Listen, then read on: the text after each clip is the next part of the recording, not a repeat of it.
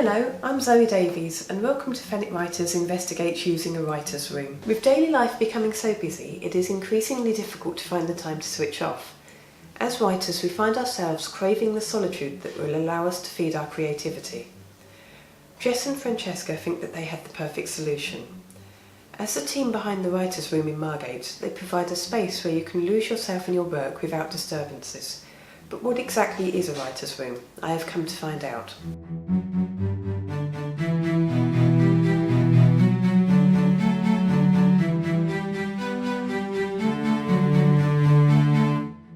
Hello Jess, and thank you for talking to me today. So can you tell me, how did you get the idea for a writer's room?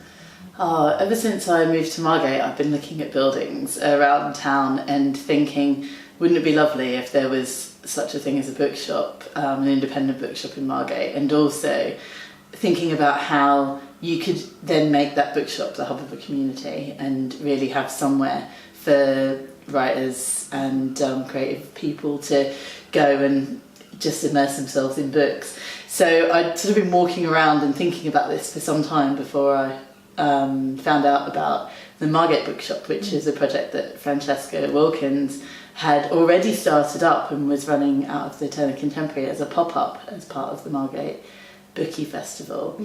And when she said she was looking for an actual physical premises, the idea kind of grew. And then when she found this place, it was just the perfect scenario. Definitely.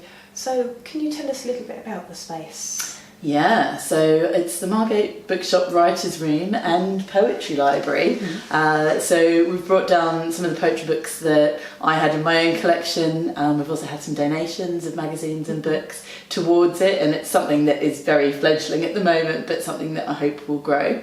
The space is open, it's free on weekends for anyone to use, and in the week we're using it as a bit of a kind of a desk space scenario, so people can come in, just pay £5 for the whole day and get a hot drink with that. So it's meant to be really affordable and just to cover our costs really, and to give people a space that's calm and creative and somewhere that they feel like they can relax and be their best creative selves. Definitely. So who uses the room?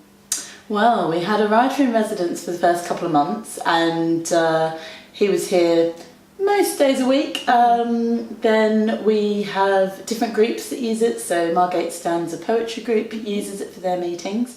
We've got a young person's group called Fight to Unite, who are environmental activists and who are using this as their headquarters.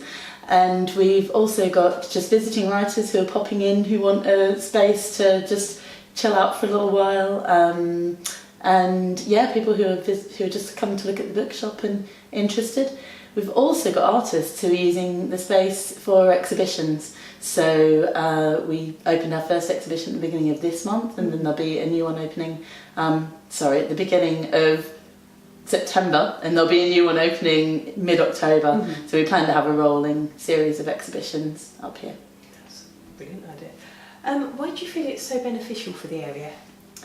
I think there are a lot of literary things going on here in Margate. We've got the Margate Bookie Festival, we've got Thanet Writers, we've got a really strong community of writers who all operate in and around the area. So this is a space that they can feel is theirs, that they can come to whenever they want really, where they can meet up and share ideas, where they can run workshops. So hopefully it's just a little hub for that community and somewhere that people will really enjoy coming. And what sort of responses have you had since you opened a couple of months ago? It's been really positive. We haven't done loads of publicity, so it's been people coming in and talking to Francesca downstairs, people that I know who have been in touch with to say, this space exists, and organisations like Thanet Writers who are kind of helping us to publicise the space. But the response has been great. People were asking about it before it opened actually, and we're keen to see it open, and we've had a sort of steady flow of interest, I'd say. How can other writers use this space? So if other groups wanted to become involved, do they have to phone or how do they use it? Absolutely. So you can get in touch with me at corelateuk@gmail.com. You can talk to Francesca at the desk downstairs if you're popping in. You can contact us on Facebook or Twitter.